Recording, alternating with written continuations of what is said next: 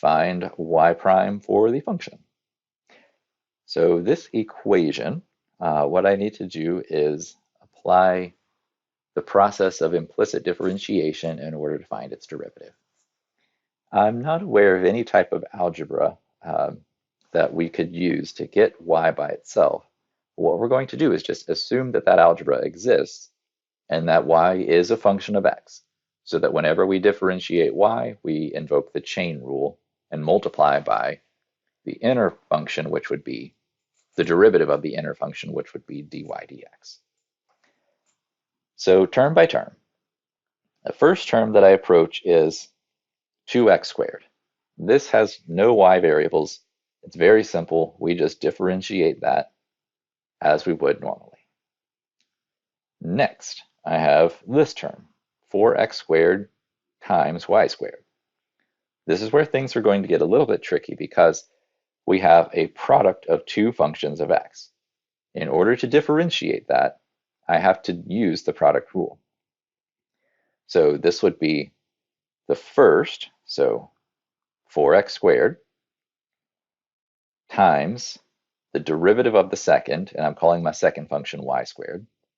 So the derivative of y squared would be 2y times dy dx, plus the derivative of the first, which would be 8x, times the second, which is just y squared.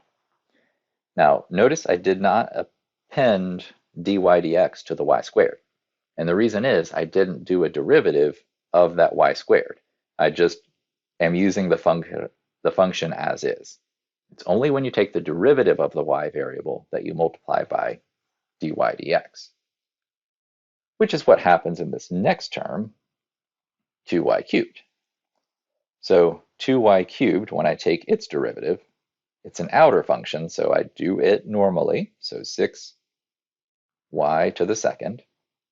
Then I multiply by the derivative of the inside portion, which is dy dx. And lastly, I have 5x on the other side of the equation. The derivative of that is just 5. And since it's not a function of y, I don't need to multiply by dy dx. At this point, I need to collect all terms that don't have dy dx on the right-hand side of the equation, and then combine all the terms that have dy dx on the left. So let's see, this would be 4. Well, I'll simplify a little bit more here. So 4 times 2 is 8. 8x squared y dy dx plus 6y squared dy dx equals 5 minus 4x minus 8xy squared. And these terms, of course, became negative because I had to subtract them to the other side of the equation.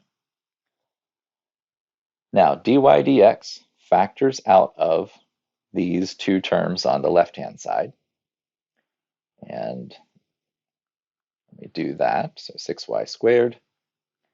And not changing anything on the right-hand side this time. And next, I'm just going to take this value, divide it onto the other side of the equation, which will get dy dx by itself. And that's our objective in this case, just to get the derivative solved for by itself. And then 8x squared y plus 6y squared. And there's my derivative. Potentially, there's more factors that I could factor out and possibly simplify that way, but it's certainly not necessary. Once you get the derivative by itself, you're all set in an implicit problem.